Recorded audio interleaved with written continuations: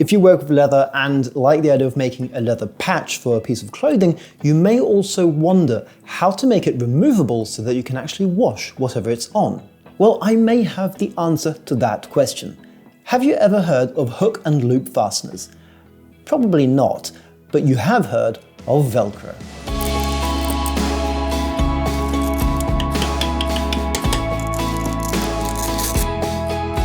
Lately, I picked up a great down jacket because it had a small tear on the right arm and was losing its lining. A perfect fix for this is also a perfect opportunity for me to show you how good of a combination leather and Velcro can be. I have some scrap vegetable tanned leather from Rademacher that I'll be using here. It's just thick enough to take a good stamp, but not too thick as to be a bit weird once on the fabric. I'll dunk the leather in water while I take care of making the stamp. For the stamp, I do have something fun in mind, and I'll whip out a quick design on my Bamboo Lab printer and get busy removing the support layers. Quick pro tip here for you guys: if you're going to be printing 3D stamps, make sure you print the stamp upside down with the letters actually on the build plate. This will help you get a much nicer look to those bottom layers, which are actually the letter topside layers of your stamp. And that way, when you do go ahead and stamp the leather, it should look really nice and crisp. As you can see, removing the supports in this configuration is a breeze and actually surprisingly satisfying. I can carefully position the first stamp in place and press down with just as much force as I dare. I was hoping to incorporate an outer shape to this so that I could cut directly into the stamp, but as expected, this wall turned out to be a bit too thin and just simply broke off. No worries, it will work just as well without. So the stamp left a good mark. It's a bit fainter than I would have liked, but it's still deep enough to work for our use case. Once the leather is completely dry, I can start cutting the patch to size, and yes, it would have been nice to have that outer layer that broke off to help me guide my cuts, but this will work as well. This includes marking and cutting radius corners using a small 3D printed radius tool. I can now bevel the sides of the patch, starting with the back. Here's another pro tip for you guys: whenever beveling your leather, start by doing the flesh side first, the fuzzy side, the hairy side. The fibers here are looser and harder to bevel, which means that by doing this side first, you've still got more fibers on the top side, which is the outer side of the leather underneath, that you can press against. So by doing the flesh side first, the hairy side first, you can actually bevel easier, in my experience. You can then finish it up with a quick burnish, and of course I love using Tokonol.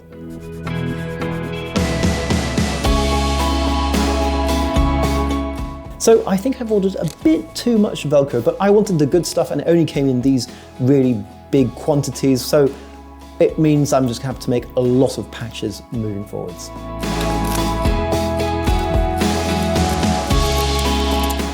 Once cut to shape, I can stick the hook sides to the leather using the very sticky backing on the Velcro. Now at this stage, I may not even need to stitch because it's just so sticky, but I do actually want to go ahead and do that for two reasons. Firstly, because it gives you a much nicer looking finished product, and secondly, because it means that the leather and Velcro will never separate. So following the stitching line I created in the stamp, I just punched my stitching holes. And then go ahead and add a line of stitching using Wazy nylon thread. The leather is now securely fastened to the hook side of the Velcro. I can now place the patch on the loop side of the Velcro and cut it out, and then carefully position it onto my fabric. Again, I'm actually really impressed just how sticky this stuff is. Here too, I want to make sure that the patch never moves, so I am going to go ahead and stitch it as well.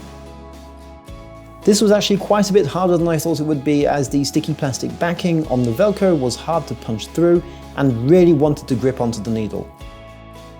Eventually I do get it done, and well, okay, it's not the worst stitching ever, but clearly I'm not used to working on such soft fabrics. All in all, this proof of concept worked as planned. The stitching could be improved, and the patch does look a bit out of place, though I'm hoping it will weather in nicely. I'm mostly really happy knowing that I was able to fix the hole in my down jacket in a cheap and long-lasting way. Also, if I get bored of the patch, well, I can just remove it. If this tip is useful to you, or if you would like to see me cover something specific on my channel, do go ahead and leave a comment down below, as this really does help boost my video and showcase it to more people. Make sure to check out the links in the description down below to see how you can support me and my channel. In the meantime, I'd like to say thank you so much for joining me today. I really do hope you've enjoyed this video. I hope you've learned something, and I hope to see you very soon for some more crafting. And again, click here now